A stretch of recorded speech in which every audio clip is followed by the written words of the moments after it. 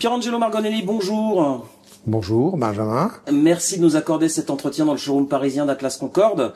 Vous êtes le directeur des ventes France de Vismara Vetro, mais vous êtes aussi un expert du secteur du sanitaire et de la salle de bain, puisque vous représentez en France d'autres marques. On va parler plus spécifiquement donc de Vismara Vetro, qui est un fabricant italien de parois de douche qui se distingue à bien des égards. Est-ce que vous pouvez nous toucher quelques mots de la marque ? Alors, Vismara Vetro se distingue de sa concurrence par le fait que on est surtout spécialiste du produit sur mesure. Donc, généralement, on vient chercher chez nous ce que les autres savent pas faire ou font pas forcément très bien. Parce que quand vous avez un outil de production qui est fait pour faire du volume, il est très difficile de sortir d'un certain schéma de production pour faire des choses particulières. Vismara Vetro, c'est une boîte familiale, c'est un peu l'essence de ma profession. Je représente en France des sociétés qui sont détenues par des familles, souvent les petits-enfants ou les arrière-petits-enfants des fondateurs, ce qui est le cas avec la famille Vismara Vetro. Déjà, une des premières particularités, c'est que la société s'appelle Vismara parce que c'est la famille Vismara qui la détient. Elle a été créée en 1947, donc c'est une très vieille entreprise. Et sa particularité, c'était d'être un miroitier industriel en vérité. Ouais. C'était quelqu'un qui transforme le verre. Donc toutes les générations de Vismara, ce sont des ingénieurs. Dans la famille, il y a toujours un ingénieur en miroiterie. Donc un spécialiste du verre. Donc on n'est pas arrivé à la cabine de douche via la tréfilerie d'aluminium, comme certains, mais plutôt vers la transformation de verre. Ce qui fait que la partie la plus difficile à transformer aujourd'hui pour faire une découpe sous plafond, etc., c'est le verre. Et là, c'est vraiment la spécificité de Vismara. Je dirais que en dehors de la norme CE qui verrouille un petit peu je dirais, on est capable de tout faire. Notre limite, c'est la norme CE. Et la norme CE, dans un test de stabilité de produit, le produit passe pas au test, on ne le fabrique pas. Non pas parce qu'on ne peut pas le fabriquer, mais parce qu'il ne répond pas à la norme. Donc il n'y a pas de limite en vérité. Mais alors, qu'est-ce qu'on entend exactement par du sur-mesure en matière de parois de douche? Est-ce que c'est savoir s'adapter à toutes les contraintes spatiales, au millimètre près? Qu'est-ce qu'on entend exactement par cela? Alors, sans rentrer dans grand débat philosophique, mais le sur-mesure, ça veut dire que vous allez le tailler à la dimension de la pièce. Ce qui est pas vrai en vérité. Vous allez plutôt vous adapter aux contraintes techniques de la pièce. Je m'explique. Il y a une vingtaine d'années de ça, 99% des cabines de douche étaient posées sur un receveur. Oui. Il était en acrylique thermoformé, il était en céramique, il était en acier émaillé, mais c'était un receveur. Bon. Donc vous aviez votre receveur, vous posiez la cabine, vous posiez le carrelage, et on était sur des dimensions entre guillemets standards. Un receveur de 80-80, vous aviez une cabine de 78 par 78, et puis vous aviez des gros profilés pour faire les extensibilités.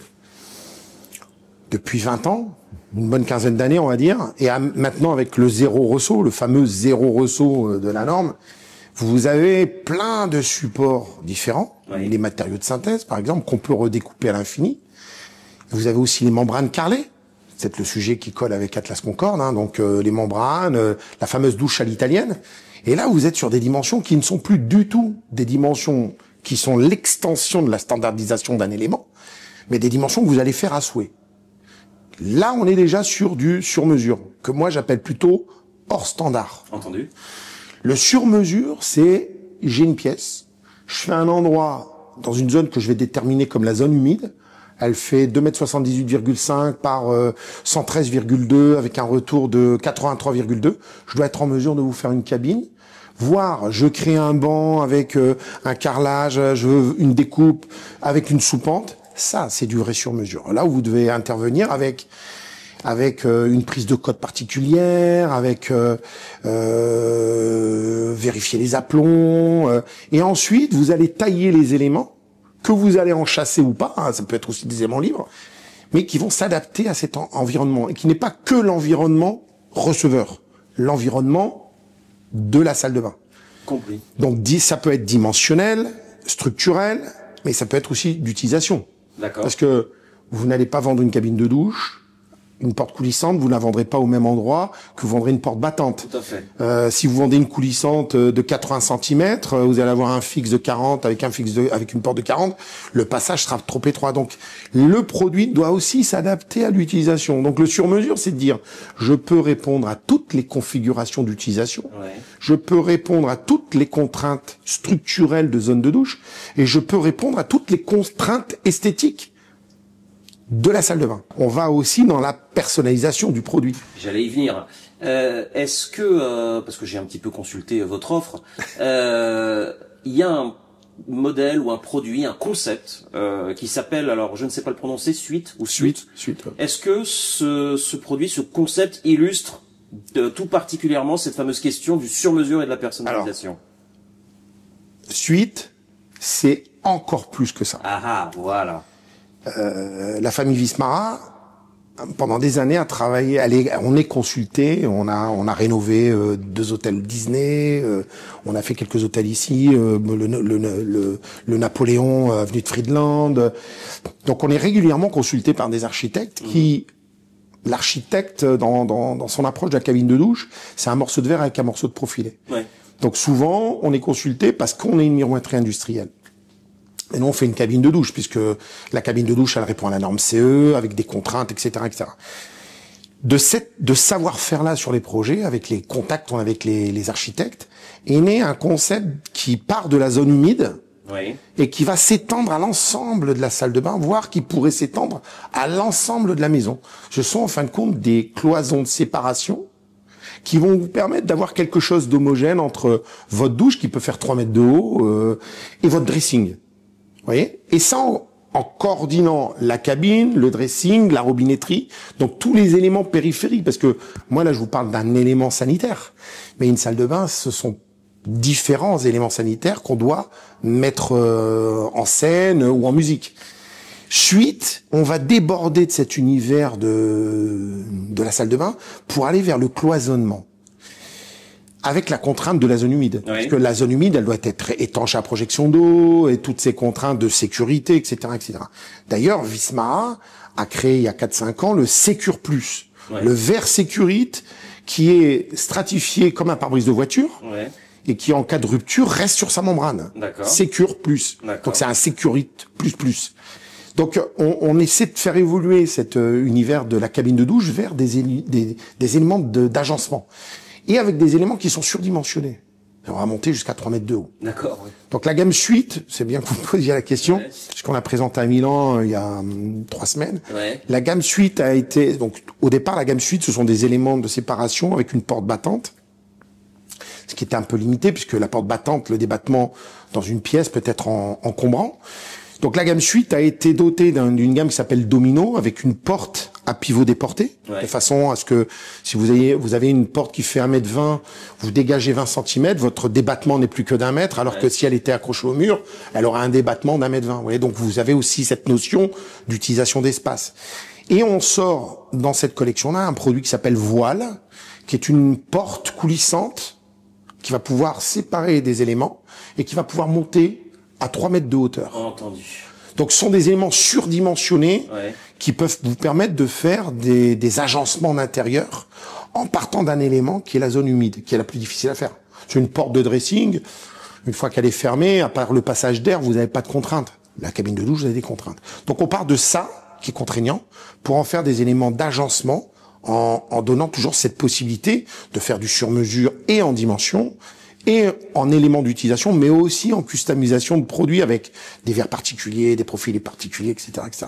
Donc on est sur un autre univers, on sort de l'univers de la salle de bain. D'ailleurs, ce sont des programmes qui s'adressent plutôt à des gens qui font de l'agencement, même si c'est le réseau de revendeurs de salles de bain qui le vend, mais on est plus en relation avec des architectes ou des décorateurs d'intérieur, ce type de produit. D'accord. Une paroi de douche, ce sont différents éléments. C'est du verre, ce sont des profilés, ce sont des coulissants, charnières et autres.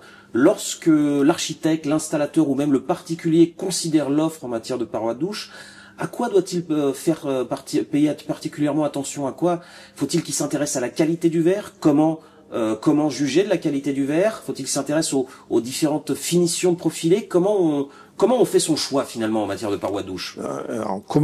Alors la question elle est double. Comment devrait-il faire son choix? Voilà. Ou comment fait-il son choix? Alors comment devrait-il faire son choix? Donc, en théorie, il devrait faire son choix d'abord en partant du principe qu'il va étudier l'utilisation de sa salle de bain. D'accord. C'est-à-dire qu'il va mettre un élément. Moi, je compare souvent une salle de bain à un orchestre. Ouais. Donc, vous avez plusieurs instruments et lui, c'est le chef d'orchestre. Et avec ces instruments-là, il faut qu'il fasse une musique qui soit attractif pour celui qui consomme. Donc il va devoir utiliser d'abord les éléments pour agencer sa salle de bain en tenant compte des éléments extérieurs, le meuble de salle de bain, le WC, etc., etc. Donc ça c'est la première des choses. C'est voir dans la gamme, il a beaucoup de solutions pour pouvoir répondre à la demande d'utilisation du consommateur final. La deuxième chose, il va déjà regarder si les produits sont CE. Ouais. Bon. Sur la norme CE, ça intègre plusieurs paramètres, la stabilité du produit fini, c'est important, hein. J'ai un malaise dans une cabine, même sur une paroi fixe, j'ai un malaise, faut pas que la paroi elle tombe avec moi. Stabilité du produit fini. L'étanchéité à la projection d'eau. D'accord. Bah c'est le concept de base de la cabine de douche. Je me douche, faut pas qu'il y ait de l'eau dehors. Bien sûr. Là aussi, je me douche, il faut pas qu'il y ait de l'eau dehors, mais le fait d'avoir par exemple une porte battante extérieure avec le ruissellement, vous pourriez avoir de l'eau dehors. Donc là, il faut qu'il soit en discussion avec son consommateur, qui souvent c'est les consommatrices, et ah non, moi je veux pas d'eau. Donc là, vous allez pas vendre une porte battante, vous allez plutôt sur une porte coulissante. Vous voyez, les éléments se rejoignent quelque part. Ouais, d'accord, c'est une somme de choses. Donc la stabilité du produit fini. L'utilisation. Et dans la norme CE, si vous voulez, vous avez un paramètre qui est la qualité de trempe thermique du verre. D'accord. Donc c'est une partie de la norme qui fait que lorsque vous venez à briser un verre, parce qu'un verre sécurisé, c'est pas un verre incassable, c'est un verre qui se casse, mais qui est sécurisé de façon à ce que vous ne vous tranchiez pas. D'accord. Parce qu'en théorie, dans votre douche, vous êtes nu, ça tombe, je me tranche, j'ai des petits morceaux, je me casse pas. Donc dans un carré de 5 par 5, vous devez avoir un nombre donné minimum et maximum de verres à la rupture. Entendu. Donc en théorie, ceux qui ont la norme CE, ils ont ça. La norme CE aussi vous impose 35 000 ouvertures-fermetures, c'est-à-dire que ce que nous on appelle la quincaillerie, ce qui permet de faire les ouvrants, doit résister à 35 000 ouvertures-fermetures. Ah, ça c'est une petite aparté. Vismara depuis toujours, c'est 50 000 ouvertures-fermetures. D'accord. Avec une machine de test, on fait un nouveau produit, on a une machine qui va ouvrir, fermer, et on va aller chercher la rupture du produit, de la charnière, du profilet.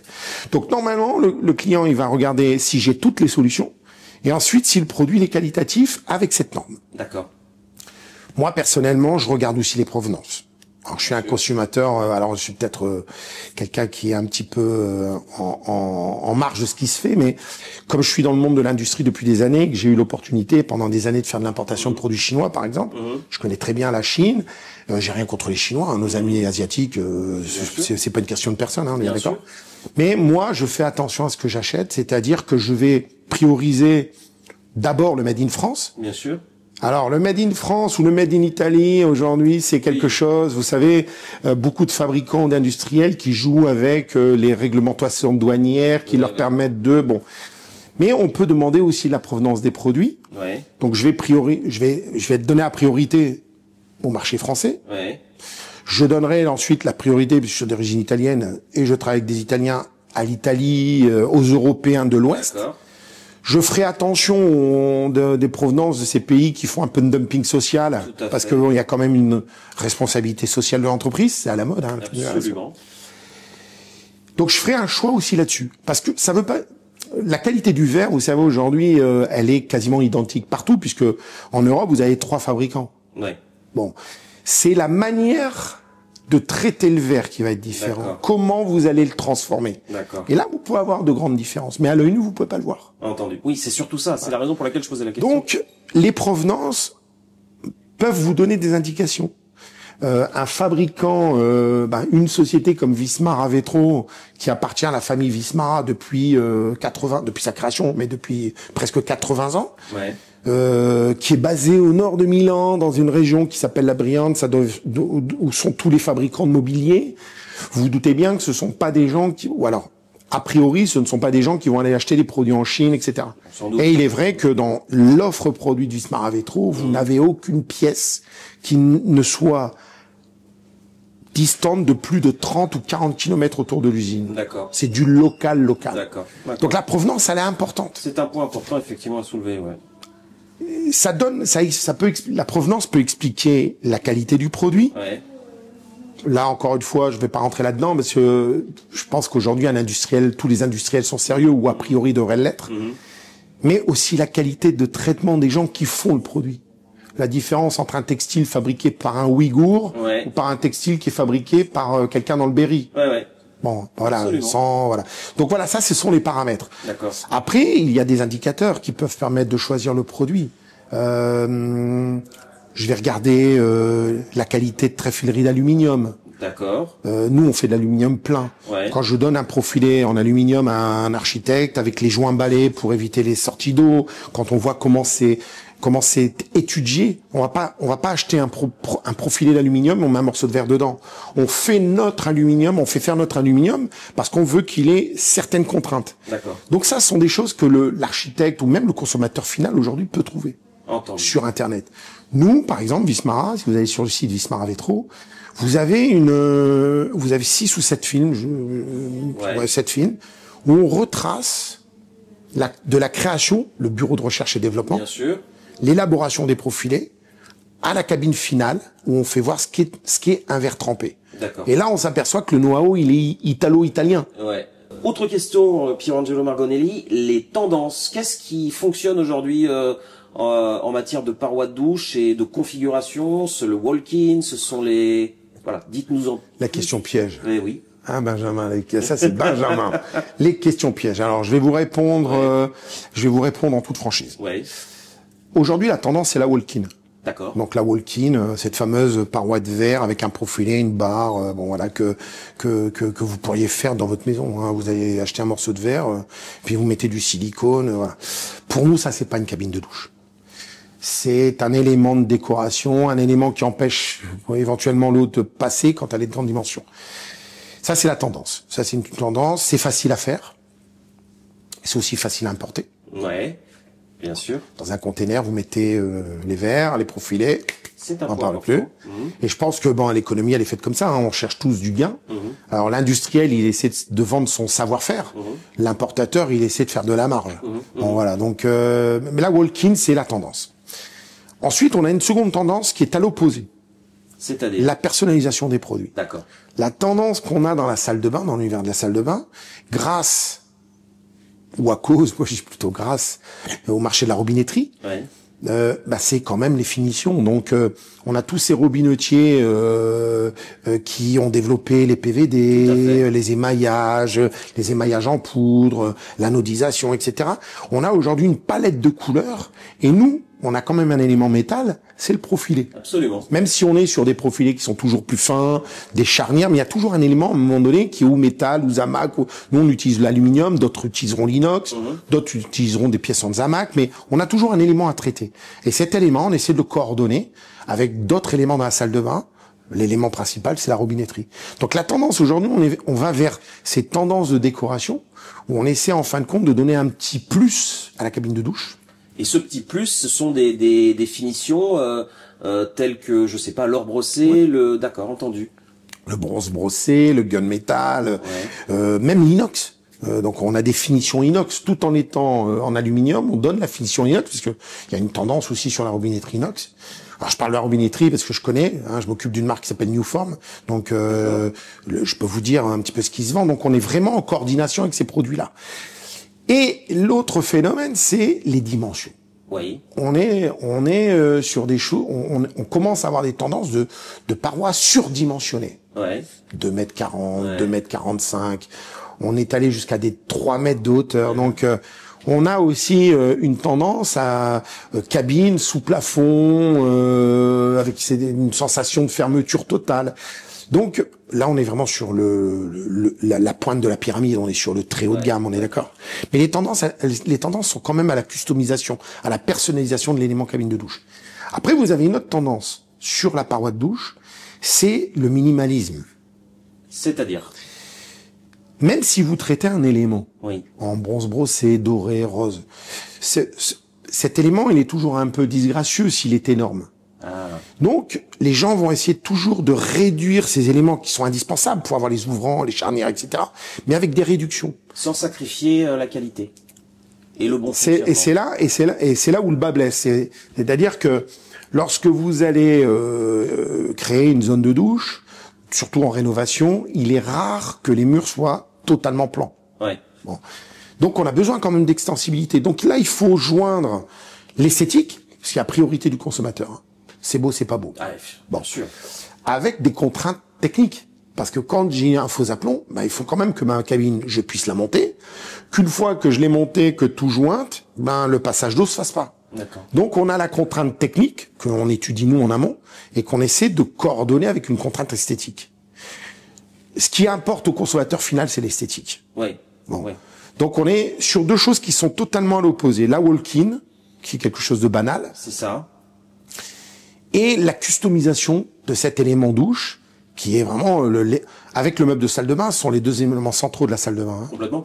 Et la douche, elle passait un petit peu ces 10 dernières années, on était sur des trucs on était sur de la robinetterie chromée, donc la cabine de douche c'était un élément, c'est un morceau de verre avec un morceau d'aluminium. Ouais. Et la robinetterie nous a permis de la faire sortir justement du lot. Et ça, c'est la tendance. J'en reviens à l'offre Vismara Vétro.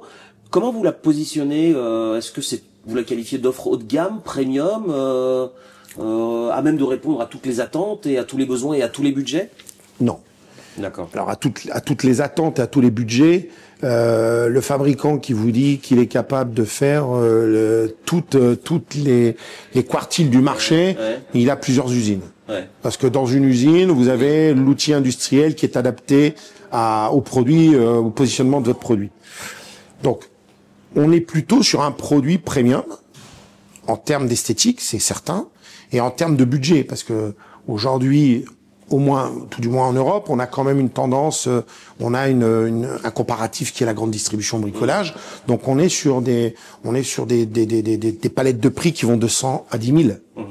Donc on peut pas être dans ce segment de marché-là parce qu'on n'a pas un produit d'import. Déjà le coût de la main d'œuvre, ça pénalise. Ouais. Parce qu'il faut voir comment c'est fabriqué. Vous venez chez Vismara, Ouais. vous êtes chez Ferrari, vous êtes sur des tables de montage, Ouais. c'est rentré au maillet, ce sont 2 personnes dédiées à la collection. On est vraiment sur quelque chose de premium déjà en termes de fabrication. D'accord. Donc on est plutôt sur un produit moyen haut de gamme.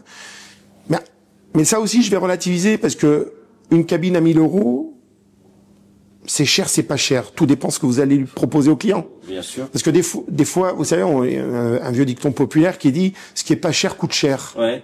Mais c'est exactement ça. C'est-à-dire que vous avez quand même un élément qui va rester entre 15 et 20 ans dans la salle de bain. Parce que c'est ça, la durée de vie moyenne. Donc est-ce que un produit que vous allez devoir changer au bout de 5 ans et qui coûte 3 fois moins cher est moins cher qu'un produit que vous allez acheter une fois et qui va rester 20 ans dans la salle de bain? Donc tout est relatif. Donc, mais on est, oui, sur un produit premium, il faut quand même qu'on ait des gens qui ont envie de se faire plaisir, qui pensent à la longévité de leur salle de bain et la qualité intrinsèque du produit. C'est un produit premium, ouais, c'est quelque chose de plutôt haut de gamme. Ouais. Eh bien, Pierangelo Meroganelli, merci beaucoup de nous avoir accordé cet entretien.